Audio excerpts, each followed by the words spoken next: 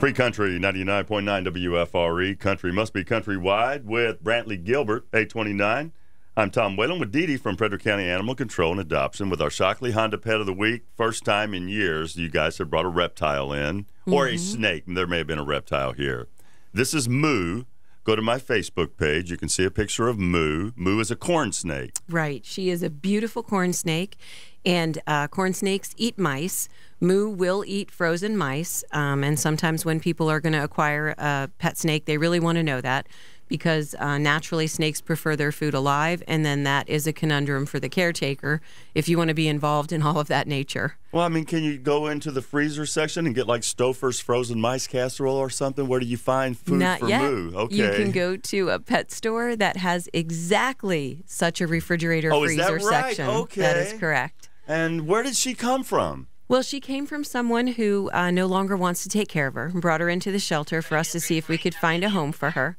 And there are a couple of situations that we look for when we take a snake. Obviously, at the shelter, we're not going to give a live mouse to a live snake. We're not going to give one pet to another pet. But if we can purchase frozen mice and feed her temporarily, we will till we find her a home.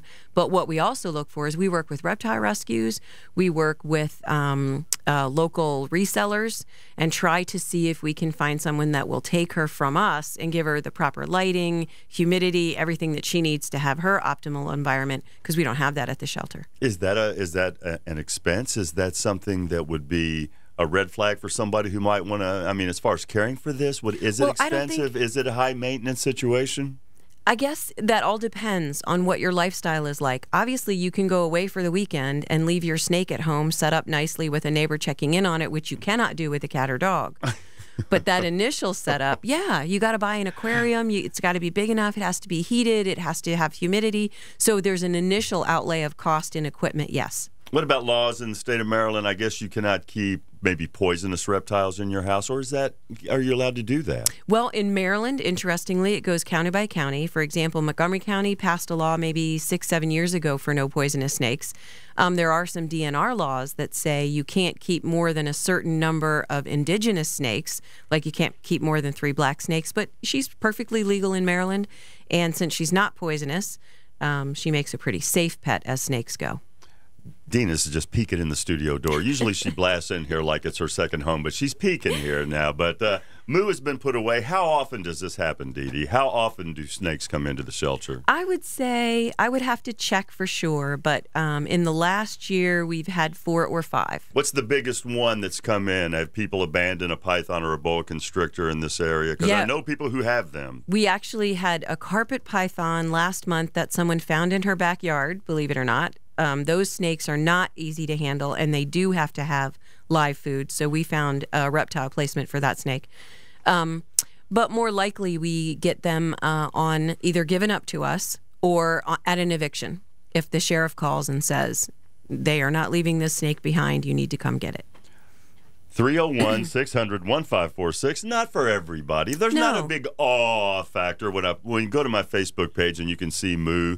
There's a certain genre of people who like to keep reptiles around. Correct. I think they're very cool. Snakes are absolutely gorgeous. And I don't mind snakes in the wild. I just don't like the close encounter. Neither do they. Right. They're fine. We're fine. But when you step on one and nobody's ready for it, everybody gets scared.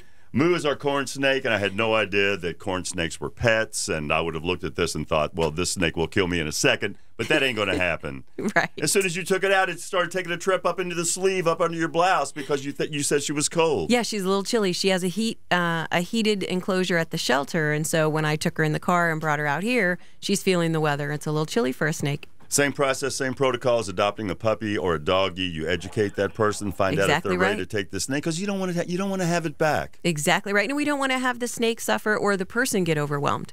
Okay, that is our Shockley Honda Pet of the Week. Very cool. Moo, a corn snake.